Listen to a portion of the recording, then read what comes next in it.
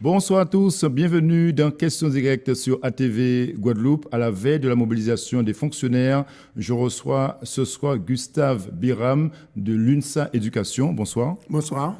Tous les syndicats de la fonction publique ont appelé à la grève pour demain. Comment vous l'expliquez? Ça fait pratiquement 10 ans qu'on n'avait jamais vu ça. Eh bien, nous l'expliquons tout simplement parce que le problème est grave et que tout le monde a vu qu'il était important que nous soyons ensemble pour pouvoir manifester. C'est vrai qu'au niveau de la France, d'ailleurs, tous les syndicats sont unis. Nous avons quand même 2 organisations syndicales qui ne seront pas là demain, oui, mais qui nous apportent quand même leur soutien vraiment total. Donc, c'est-à-dire le GTG et le SPEG. Mais en tout cas, ils nous ont promis d'envoyer un communiqué. Ils sont de tout cœur et de tout corps avec nous, mais c'est vrai qu'ils ne seront pas là. Alors maintenant, comment on explique cette mobilisation? C'est que nous constatons qu'on est tous en danger.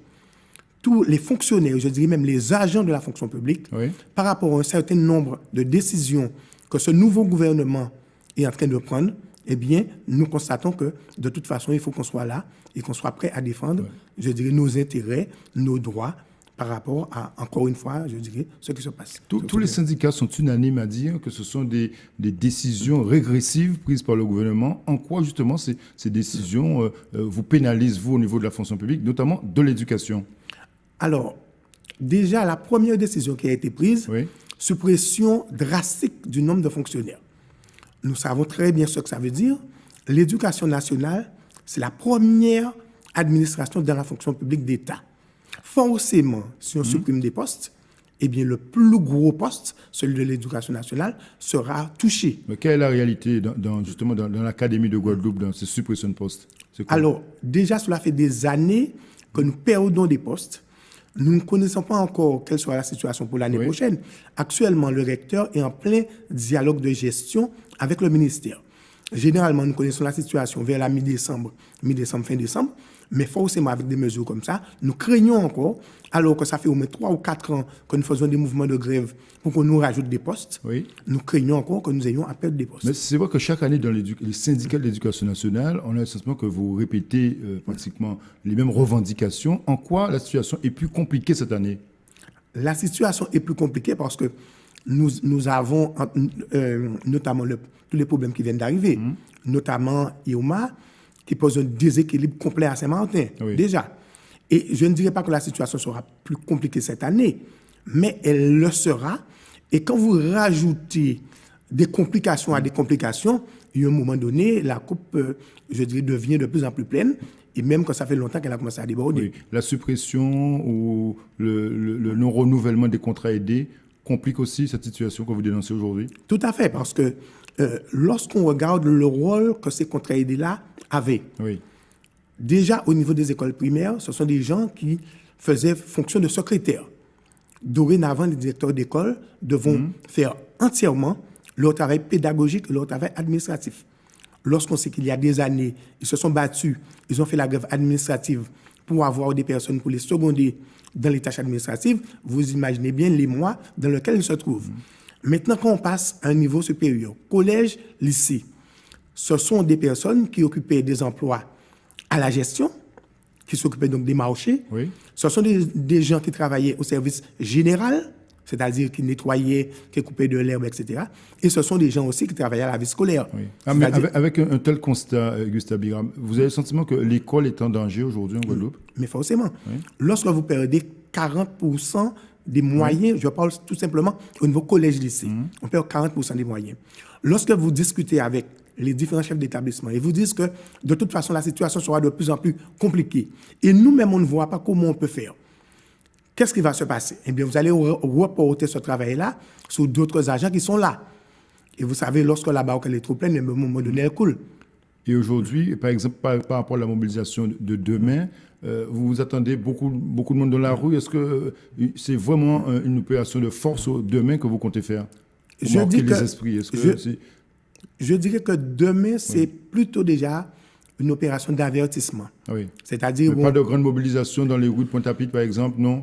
On ne sait pas encore. Ce n'est pas prévu. On ne sait pas encore. Pour le moment, ce qui est prévu, c'est un meeting à la salle Réminet Souta. Oui. Nous allons donc expliquer aux collègues exactement ce qui se passe pour que nos militants qui seront là, pour qu'ils aillent porter, je dirais, la parole dans leur établissement, dans leur école et aussi dans d'autres fonctions publiques, communes. Donc vous souhaitez que les agents des services publics soient mobilisés au-delà de l'éducation nationale, j'imagine. Ah oui, oui, oui. La grève n'est pas uniquement une grève éducation nationale. Oui. Au contraire, c'est bien une grève fonction publique. Et d'ailleurs, c'est la raison pour laquelle, au niveau de la France, d'ailleurs, je dirais, toutes les personnes de la fonction publique ont vu le danger. Et c'est la raison pour laquelle, que ce soit en France, que ce soit en Guadeloupe, eh bien, nous serons, je dirais, fortement mobilisés. On a le sentiment, Gustave Biram, que vous êtes souvent déçu du gouvernement précédent, déçu de François Hollande, et aujourd'hui, vous êtes déjà déçu d'Emmanuel Macron. Et oui, parce que le nouveau président, il nous dit qu'il y a un certain nombre de choses qu'il avait prévues, il avait dit dans son programme. Oui. La suppression, par exemple, du nombre de fonctionnaires, c'était prévu dans son programme. C'était prévu. Ce n'est pas une surprise. Ça ne veut pas dire qu'on ne doit pas lutter contre. Ce n'est pas parce que c'est prévu, on va dire amen. Donc, c'est une mauvaise mesure, on le dit. Mais il y a quand même d'autres points qu'on a commencé à faire contre les fonctionnaires qui n'étaient pas du tout prévus. Lesquels? Parce que, entre autres, il y a ce qu'on appelle le gel du point d'indice. Ah oui. Il faut savoir qu'un fonctionnaire est payé selon son indice.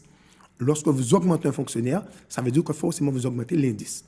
Lorsqu'on vous gèle le point d'indice, ça veut dire que forcément vous n'avez pas d'augmentation. Ouais, ça bloque le salaire pendant un certain temps. Pendant un certain temps. Et il a prévu de le bloquer, comme vous le dites, pendant un certain temps. Donc, il y a, je dirais, cette première chose. Mais il y a encore pire. Il y a aussi l'augmentation de la CSG. Oui. Lorsqu'on augmente la CSG de 1,7 points, CSG qu'on augmente pour les fonctionnaires, et ce ne sera pas compensé. Ça veut dire qu'automatiquement, vous avez une baisse de votre pouvoir d'achat. Et vous comptez inverser cette tendance, Gustave Biram, par la mobilisation dans la rue? Vous pensez avoir les moyens de faire justement reculer le gouvernement aujourd'hui? En un mot. Pour le moment, il y a deux choses. Il y a effectivement cette mobilisation qui va se faire dans la rue, mais il n'y a pas que ça, heureusement. Parce que nous avons aussi un certain nombre de négociations.